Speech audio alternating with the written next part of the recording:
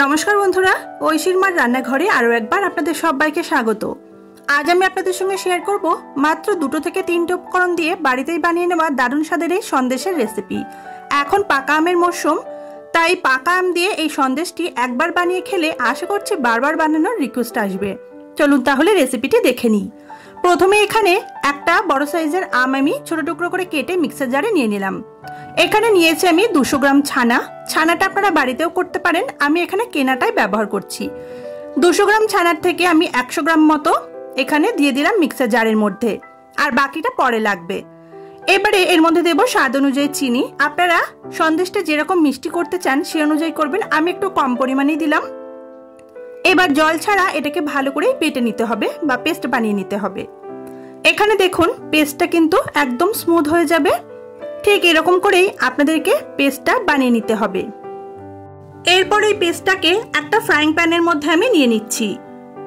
আপনারা চাইলে এখানে পরিমাণটা কিন্তু নিজেদের প্রয়োজন মতো বাড়িয়ে বা কমিয়ে নিতে পারেন। এবারে গ্যাসের ফ্লেমটা হাইতে করে দিয়েই এইভাবে একটু নাড়াচাড়া করব। প্রথম অবস্থায় গ্যাসের ফ্লেমটা হাইতেই রাখছি। এবার আমি এর মধ্যে যে 100 গ্রাম ছানাটা রেখেছিলাম সেটাকে দিয়ে দিলাম। এইভাবে করলে কি হয়, সন্দেশের টেক্সচারটা কিন্তু খুব সুন্দর হয় আর একটু দানা দানা ভাব থাকে, খেতেও কিন্তু অসাধারণ লাগে। এবার ভালো করে এটাকে মিশিয়ে নিতে হবে। আর মেশাতে মেশাতে এই সময় আমি গ্যাসের ফ্লেমটা করে দেবো একদম লোতে, কারণ এই মিশ্রণটা কিন্তু ভীষণ পরিমাণে ছিটকাতে শুরু করে। তো একটু সাবধানে কিন্তু এই সময় আপনাদেরকে নাড়াচাড়া করতে হবে। লো ফ্লেমে রেখে এটাকে ক্রমাগত নাড়াচাড়া করতে করতে একটু শুকিয়ে আসা পর্যন্ত অপেক্ষা করব। বন্ধুরা, আজকের রেসিপিটি যদি আপনাদের ভালো লাগে তাহলে অবশ্যই ভিডিওর নিচে দেওয়া লাইক বাটনে প্রেস করবেন, আর যদি ভালো না লাগে তাহলে ডিসলাইক বাটনটাও দেওয়া আছে, চাইলে সেটাও প্রেস করতে পারেন। তবে যে কোনো একটা করবেন, তাহলে আমি বুঝতে পারবো আমার রেসিপিগুলো আপনাদের কেমন লাগলো। এইভাবে ক্রমাগত নাড়াচাড়া করতে করতে দেখবেন মিশ্রণটা কিন্তু অনেকটা শুকিয়ে আসবে। আর যখন মিশ্রণটা এরকম পর্যায়ে চলে আসবে, ফ্রাইং প্যান থেকে ছেড়ে যাবে, তখন মিশ্রণটাকে নামিয়ে আমি সেট করতে দেব। আর এর থেকে বেশি আমি শোকাবো না, তাহলে সন্দেশটা কিন্তু শক্ত হয়ে যাবে। মিশ্রণটাকে আমি নামিয়ে নিচ্ছি।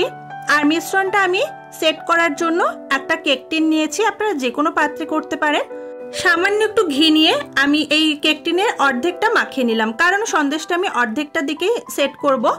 আর এখানে যদি কেক টিন না থাকে যে কোনো পাত্র কিন্তু ব্যবহার করতে পারেন।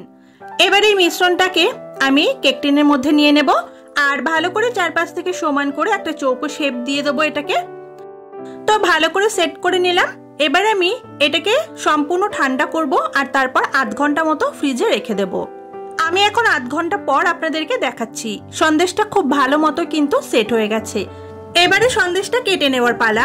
আপনারা যেভাবে খুশি সেভাবেই কিন্তু পছন্দ মতো করে কাটতে পারেন। আমি এখানে 4 চৌকো করে কালাকাদের মতো শেপ করে কেটে নিচ্ছি। তাহলে বন্ধুরা, আজকের এই রেসিপিটি আপনারা বাড়িতে অবশ্যই একবার ট্রাই করবেন, আর কেমন লাগলো আমাকে কমেন্ট করে জানাতে ভুলবেন না। আমি জানি রেসিপিটা আপনাদের ভীষণ ভালো লাগবে, আর একবার বানালে বারবার বানানোর অনুরোধ করবে বাড়ির সকলে।